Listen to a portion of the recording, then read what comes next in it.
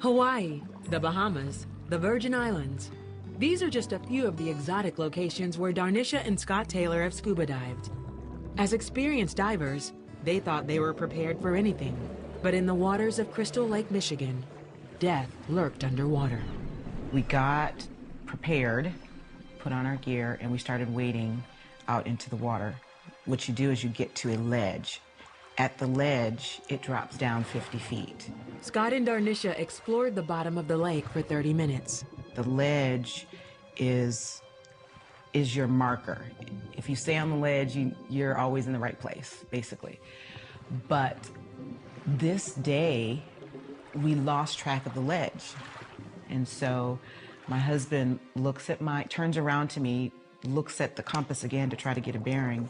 And when he looks at me, he sees that my equipment is not working, that I've got bubbles coming out of air escaping from someplace. When I saw the small stream, constant stream of air bubbles coming off her air hose, not her breathing air hose, the hose that connects to her BC or buoyancy control vest. And so he gestured to me to ascend to the surface so that I could fix my coupler, and then I could also kind of see where we were in the lake. Darnisha surfaced while Scott waited for her 50 feet below. So I was trying to fix the coupler and it would not reattach. If you know anything about scuba diving, you know that you add extra weight in order to be able to stay on the bottom. So I was carrying at least probably 50 to 70 extra pounds of weight, and I was fighting against that to stay on top of the water. At that time, I tried to start a clock in my mind to know that she's going to do a safety stop, which is between 3 and 5 minutes, is standard in diving. And then she's going to be on the surface and clasp it and then head back down. So I'm trying to run these numbers in my head because I know if it goes beyond this, there's something wrong. We need to call off the dive. I was starting to get winded and tired. So I thought, well, before I run out of air, let me fill out my BC manually, which is really the first thing that you're supposed to do. So I went to depress the valve to fill it up, and no air would go in. I was like, okay, this is not going to work. So I started really feeling like I'm in trouble. So I started praying, God, please send my husband to the surface. Please let him know that I need help. Darnisha struggled for several minutes.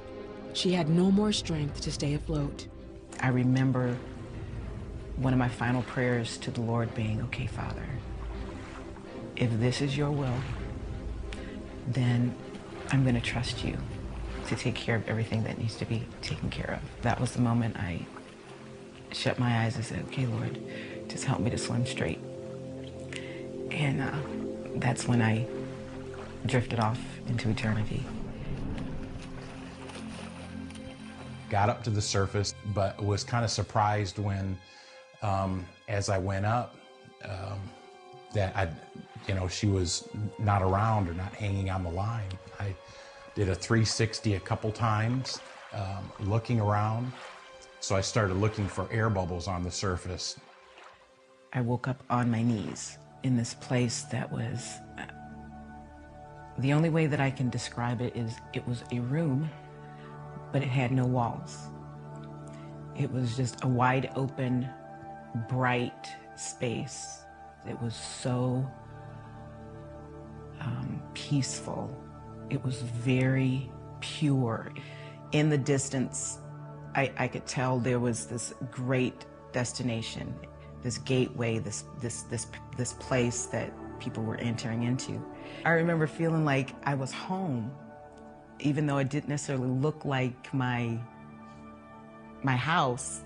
It was a place that I knew I was welcomed. Darnisha saw other people in her vision, and one of them in particular caught her attention. We didn't talk, though, but we communicated. And it was as if she was asking me, are you coming? And I didn't know what to say. The anxiety started increasing there a little bit more.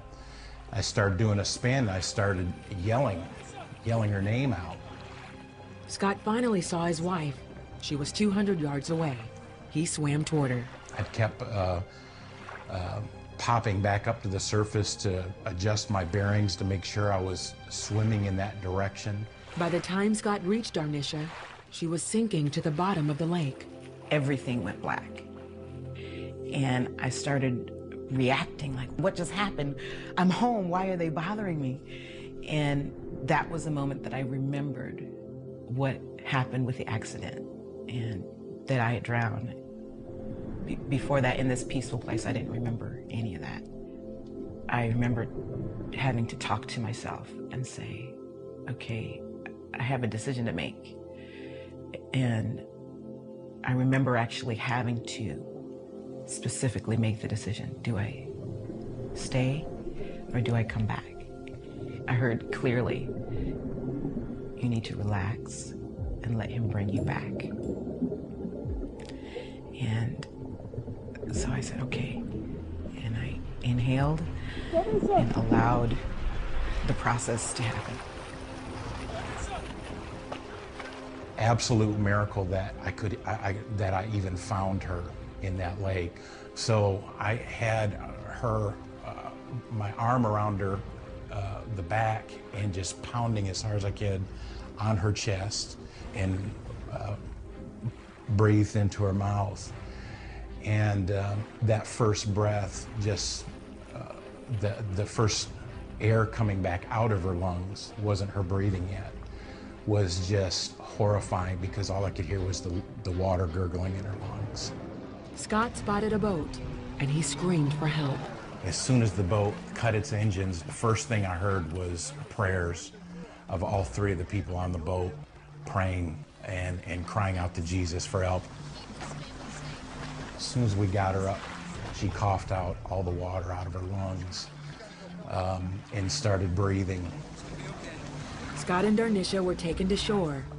He drove her to the nearest hospital, 45 minutes away. After MRI tests and x-rays, Darnisha was treated and released the same day. The report that the doctor gave back was, it looks really great. It looks like it doesn't even hardly look like she had this type of an accident. There are so many people that God has behind the scenes on earth and in the heavenlies that are working for our benefit and for our good. He does not expect that our willpower will get us through difficult circumstances. That he understands that there is a process, that there are emotional things that we'll have to walk through, that there are circumstances that we didn't foresee, that he is still more than capable of giving us grace to be able to get onto the other side. It's about whatever is dealt to you, that you are able to walk through it with the love and the grace of God. And he will give you what you need in order to make it.